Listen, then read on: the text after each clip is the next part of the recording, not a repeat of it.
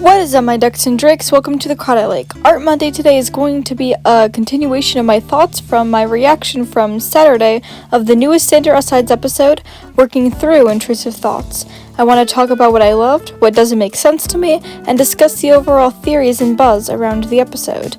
Now, because of this, I want to put a huge spoiler warning for the newest episode. I encourage you to watch the episode at least once to know what's up, but I really encourage you to watch it at least 3 times because it took that much for me to fully soak in everything, so I'd recommend the same for others. With that, my thoughts. First, the cinematography is amazing, as to be seen with most things Thomas makes. The editing was peak, and the makeup, especially on Nico and Thomas's intrusive thoughts killing scene, was really unique and a step up to what you usually see from Thomas. Now, going from there, I'll be going through and talking about the show in order with the episode.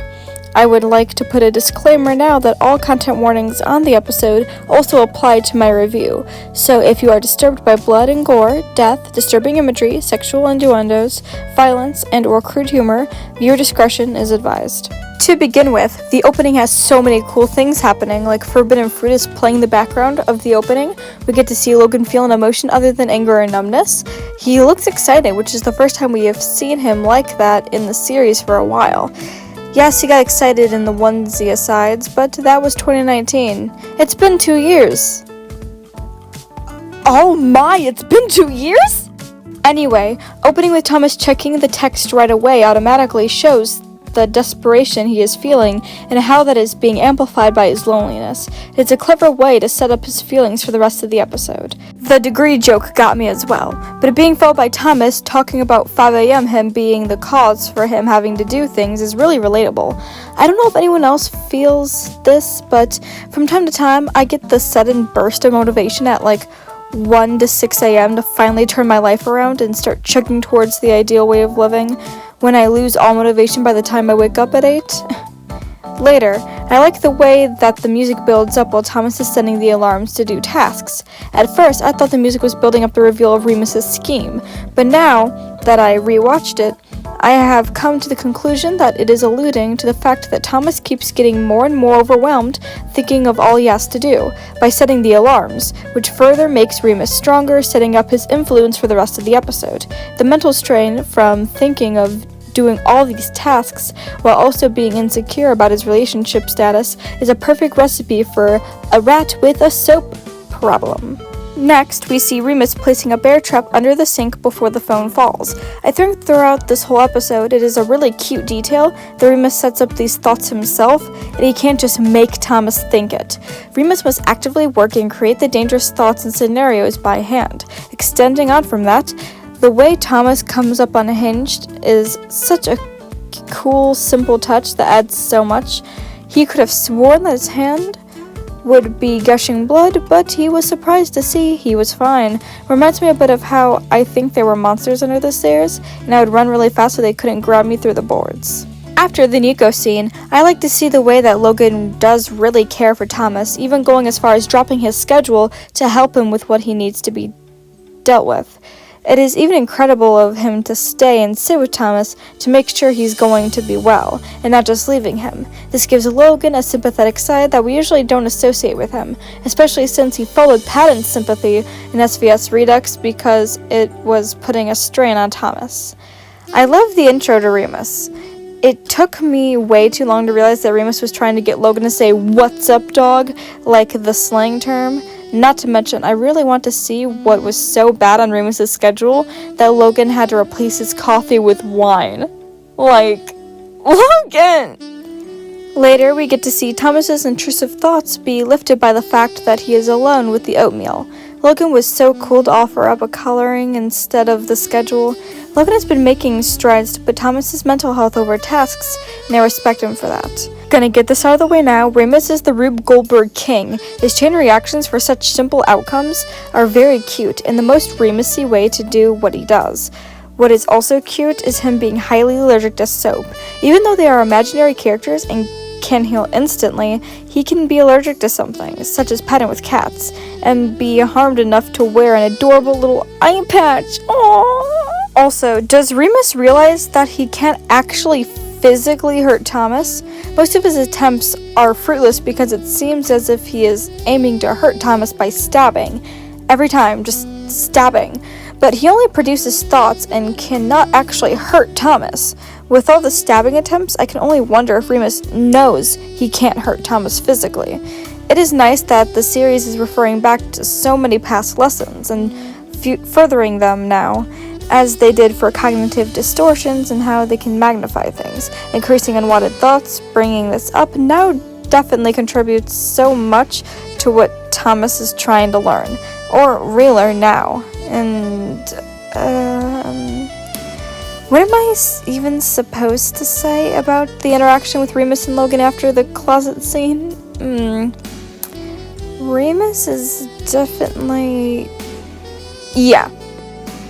It is right after that weird scene that we get to see the loop that Thomas is stuck in. He tries to be a better person, but then he checks his empty replies. Nico didn't reply, so he thinks he's alone, which furthers his thoughts. He must then relax to help him with his mindset, but then he hears his alarm and either tries to go back to work over guilt or to try to distract himself from his loneliness since he checks his texts after every alarm. Yes, you am. That is all. The scene with Remus controlling the fake Nico reminded me much of puppets and marionettes. Imagine Remus being a puppeteer like that. Man, the way that Thomas's hand shakes betrays how the thoughts are increasing in their intensity as they continue to broil in his head without a way to reel it back. The dancing scene has to be my favorite in the whole episode. For starters, I'll take any excuse to groove. Secondly, this is the way I've been coping with some things for years now. So that being brought up in the episode, as basic as it may be, made me feel less alone, which is a very big plus for right now. Not to mention, I feel as if that would be Thomas's preferred way to calm down, just knowing of his character to this point. Moving on to the Logan and Remus serious talk. For starters, I really hope that Logan knows that he cannot reason with Remus. He is the one that told Thomas this exact thing in dealing with intrusive thoughts, relating back to Remus's line, "There is no rhyme or reason to what I do, I just do, and what I do is wreak havoc." It frustrated me within this that he thought that having a sit-down with a person who can barely sit down was a good idea. Now, what most of you are probably waiting for. My thoughts on the line, "Stop ignoring me." Personally, this drew me back from the series so much that it's probably going to be the main reason I stopped watching Sailor Sides, or Thomas as a whole. Of course, no theories are set in stone, but I never liked the idea of anger or rage or wrath being the orange side, just because it never made sense in my head. I even made a video about it just a week before the new episode came out. You could check that out in the iCard, but for the reasons I brought up in that episode, anger being a side never made sense to me. This was only my theory, as it was still plausible, as we see from the asides episode, but I just don't like it. It goes back on so much that was already confirmed, like the fact that Patton is emotion. This also goes back and destroys all of Logan's character if he himself is the orange side. But yeah. Also, the line, "Stop ignoring me," could be more than just Logan. It could be the projection of what Thomas is thinking onto Logan. This led me to the theory that Logan isn't the orange side, like most say, but is just possessed by him or something like that, with him not thinking logically, even though that is all him and the orange eyes. I won't go on about it much longer because we still have the end card. I love the realization of Logan finding from Remus that he actually wants to scream that at Thomas, not him. This being furthered by Thomas running off to be with Nico and him being left unlistened to. This makes Remus's words seem so much bigger, which causes the heartbreak moment of Logan sinking down, hugging his notebook, to be all the more impactful. Roman! Once again, that is all. I just want to point out that both Roman and Virgil did something involving Thomas's relationship with Nico.